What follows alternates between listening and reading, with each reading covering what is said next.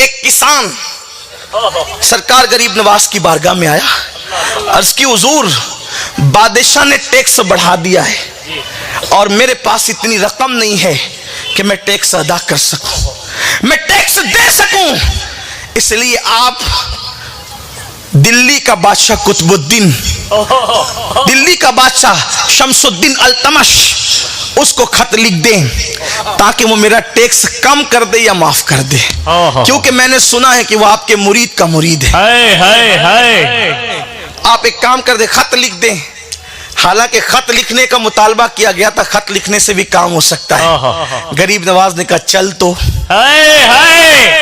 اس طرح کہ یہ چل تو نبی کی سنت ہے.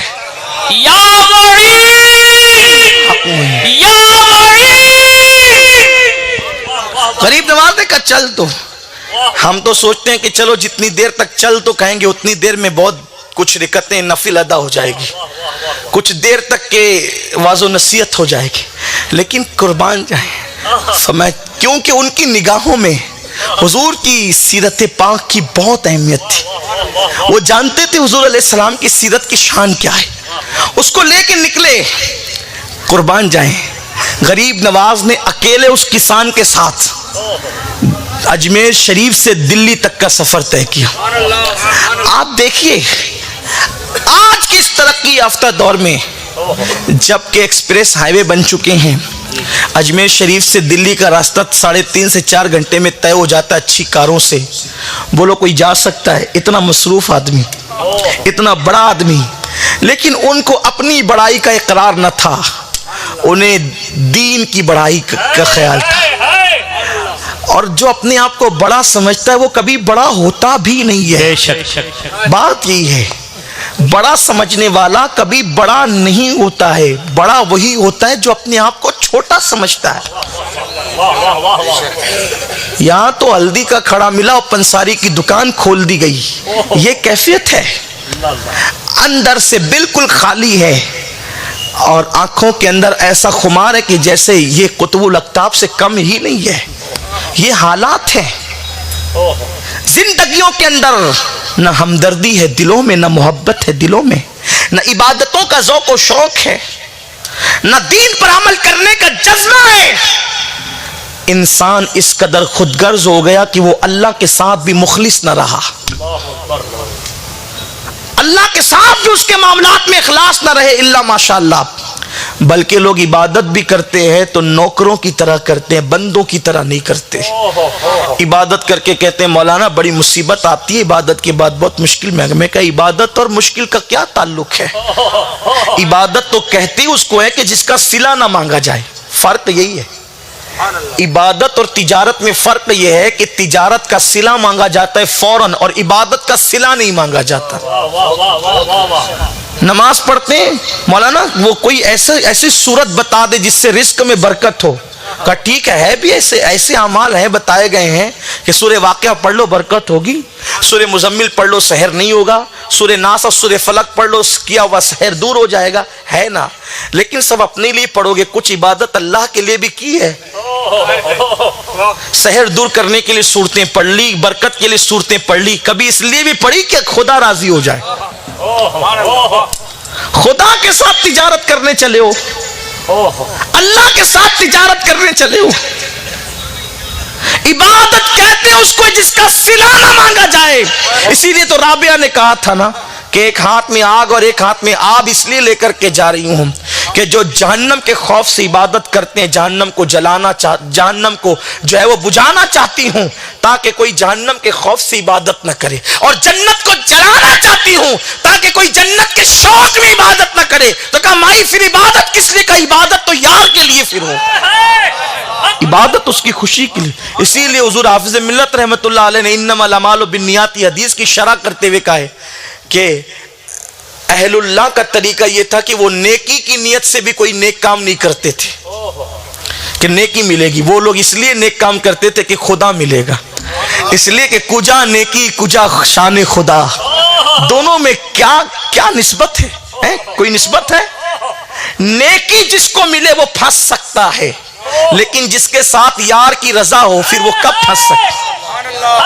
اسی لیے تو مولا حسین جب جس وقت سب لٹا کر سر زمین پر رکھتے تو نہیں کہتے فزت برب الکعبہ، رب کعبہ کی قسم میں کامیاب ہو گیا، لیکن سلے میں کیا مانگا؟ نیکی، نام، کیا مانگا؟ پھر کہتے بتا تو راضی ہے کہ نہیں، اس لیے کہ جانتی عبادت کا صلہ مانگا نہیں جاتا، اور جس کا صلہ مانگا جاتا ہے وہ عبادت نہیں ہوتی، وہ تو تجارت ہوتی ہے۔ کربلا میں تجارت کرنے نہیں بلکہ عبادت کرنے آئے۔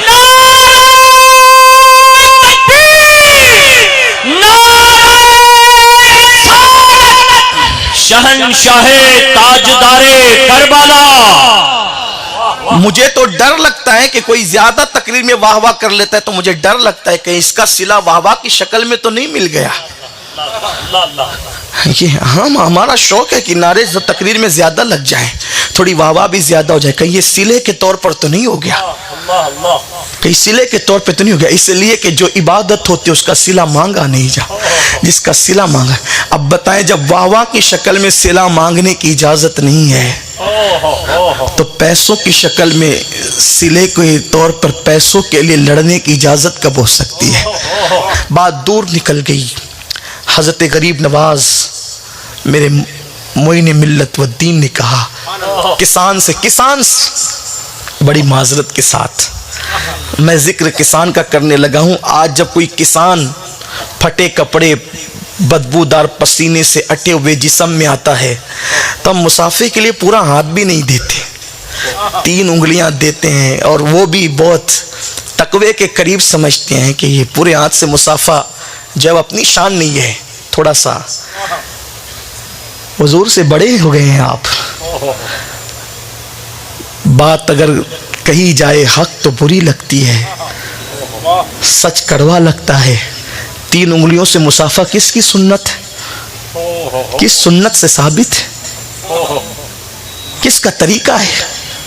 حضور علیہ السلام کا مسافہ تو یوں تھا، ہاتھ ہاتھ میں دے دیے، ہاتھ ٹھنڈے ہوتے تھے، خوشبودار ہوتے تھے تو لوگ شوق سے دیر تک ہاتھ میں پکڑے رہتے تھے، لیکن میرے آمنہ کے لال کی شان یہ تھی جب تک کسی نے ہاتھ میں ہاتھ رکھا کبھی چھڑایا بھی نہیں۔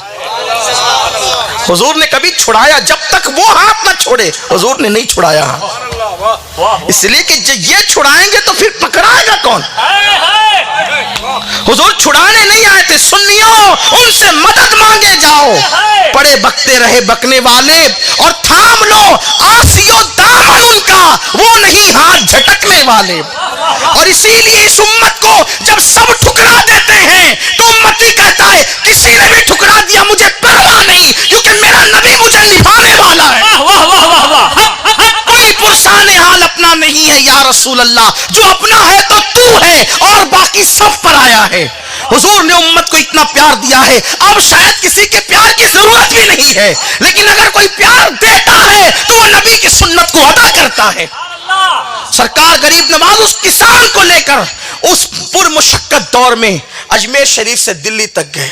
جب دلی پہنچے تو وقت سے پہلے حضرت بابا قطب کو بھی اور شمس الدین کو بھی کسی نے اطلاع دی حضور غریب نواز آ رہے ہیں، اور اتفاق سے اطلاع کے بغیر آ رہے ہیں، اطلاع نہیں دیے کسی کو، اطلاع کے بغیر آ رہے ہیں۔ بادشاہ بھی اور بابا قطب بھی شہر کے باہر تک آئے، کیونکہ بادشاہ کون تھا؟ پوتا مرید تھا غریب نواز کا، بابا قطب کا مرید تھا وہ۔ استقبال کے لیے دونوں آئے، قدم پکڑ لی، حضور کیسے آنا؟ وہ اطلاع تو دی ہوتی۔ اب ذرا توجہ سے سنیں سیرت پر عمل کا جذبہ۔ فرمایا جب اپنا کام ہوتا ہے پھر اس وقت تو شان سے نہیں آیا جاتا، کام لے کر کے آئے، عرضی لے کر کے آئے ہیں، اسی لیے اطلاع کے بغیر آئے ہیں۔ خانقاہ میں رکائے گئے، کہا حضور کام کیا تھا؟ فرمایا یہ کسان جو ہے نا، یہ کسان، اس کو ٹیکس بھرنے کی طاقت نہیں ہے، یا تو کم کر دو یا تو معاف کر دو۔ بابا قطب نے کہا حضور کہلوا دیا ہوتا تو یہ کام میں بھی کر سکتا تھا، اتنی دور تک آنے کی ضرورت کیا تھی؟ مسکرا کے کہتے بابا قطب مجھے معلوم تھا کہلوانے سے بھی کام ہو سکتا تھا، لیکن یہاں تک آنے میں جو یہ کسان کا دل خوش ہوا ہے، پھر وہ نعمت مجھے کب نصیب ہوتی؟ वहां किसान के दिल की खुशी के लिए इतना लंबा सफर किया जा रहा है। मेरे आका अलैहिस्सलाम के दीवानों, क्यों? इसलिए कि उनकी निगाहों में सीरत थी, हमारी निगाहों में सीरत नहीं है, इसलिए आज हम इस तरह के काम कर रहे हैं। SDI चैनल को सब्सक्राइब करें और बेल बटन पर क्लिक करें ताकि आपको सबसे पहले हमारे नए वीडियोस और लाइव इज्तिमा की लिंक मिले।